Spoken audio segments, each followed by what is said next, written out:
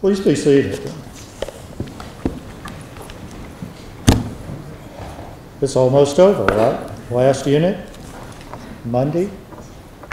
Hey, well, congratulations again for making it to Monday. I know it's not Florida's first time around on a Monday, but it's still something that is an honor, and it demonstrates the hard work and the success you've had in putting in that hard work. We'll introduce ourselves, have you introduce yourselves and your teacher, and then get to the question at hand. My name is Joe Stewart. I'm a professor of political science at Clemson University in South Carolina. My name is Anthony Arvino. I'm an environmental attorney in Montpelier, Vermont. I'm happy to be speaking with you again. Hi, I'm Pat Long. I'm a retired Superior Court Commissioner from Sacramento, California. I'm Ali Henriquez. I'm Allison Henry. I'm Marianne Hernando, and this is our teacher, Rosie Heffernan. Good to see you again. Okay, no surprise to you that we're going to focus on question 1 today in Unit 3, but I'll read it for the group that is not as familiar with it as you are. It's a quote: "An American scholar claims that because democracy is a government by persuasion and deliberation, it implies the existence of what in the British tradition is known as the loyal opposition. So long as the opposition is attached to the fundamental principles upon which democratic government is based, organized opposition to the prevailing government is not only legitimate but essential to its proper functioning. Do you agree or disagree? Why? How would you describe or define loyal opposition, and how would you distinguish it from obstructionism? What purposes does or should loyal opposition serve in a democracy?" You may begin. We must not confuse dissent with disloyalty. When the loyal opposition dies, the soul of America dies with it. We agree with journalist Edward R. Murrow that loyal opposition is essential to democracy. Although he made this statement during a period of paranoia, it nonetheless confirms that loyal opposition is the essence of fundamental principles such as popular sovereignty and consent of the governed. America's democratic spirit has continued to emerge through loyal opponents of such issues as the Vietnam War, the USA Patriot Acts, and extraordinary rendition camps.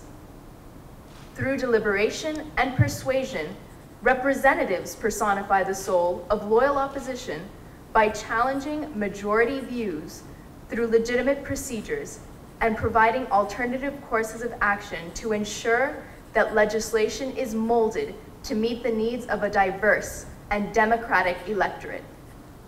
In devising the new government, James Madison furthered this envisioned ideal and encouraged an enlightened skepticism when he stated, "We should be loving critics of our country." In his endorsement of governmental criticism, Madison hoped for the development of a loyal opposition to enhance the deliberative process. Loyal opposition originated in England in the form of a shadow government that has served as the bastion of minority viewpoints not represented by Her Majesty's government. In the United States, these opponents have emerged as the minority party in today's two-party system of government, where opposing viewpoints are presented for enhanced deliberation and compromise.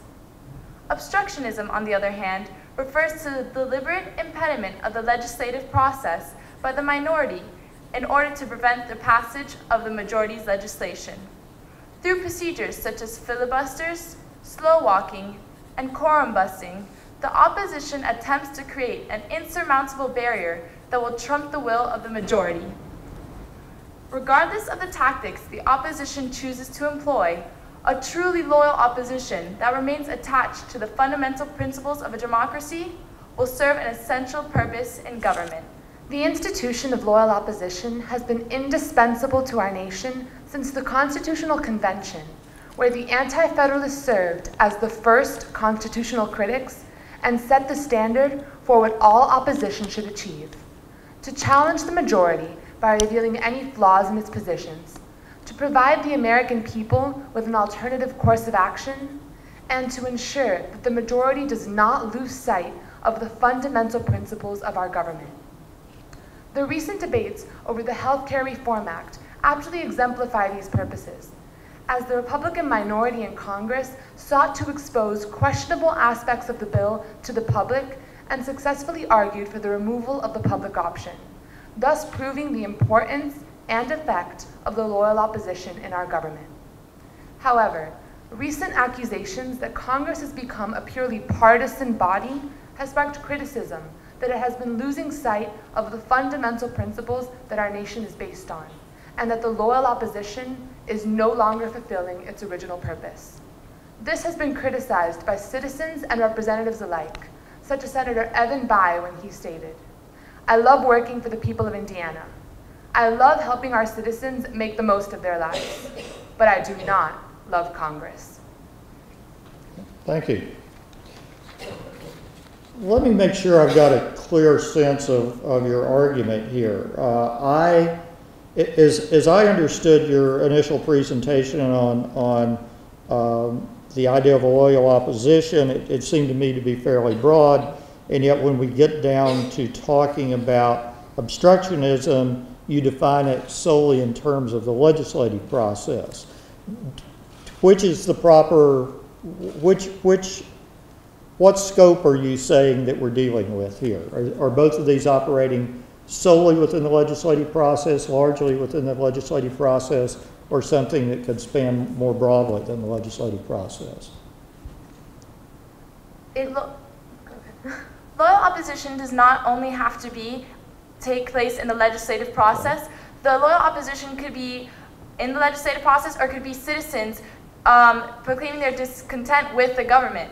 But obstructionism is in the legislative process when they're trying to stop legislation from being passed. Through situations such as the civil disobedience that occurs during the civil rights movement, or simply opinion polls in which the public expresses their content or discontent with the government, as well as in elections, the people are partaking in the loyal opposition when they are opposing the views of the majority and telling the government what it is that they want it to do for them.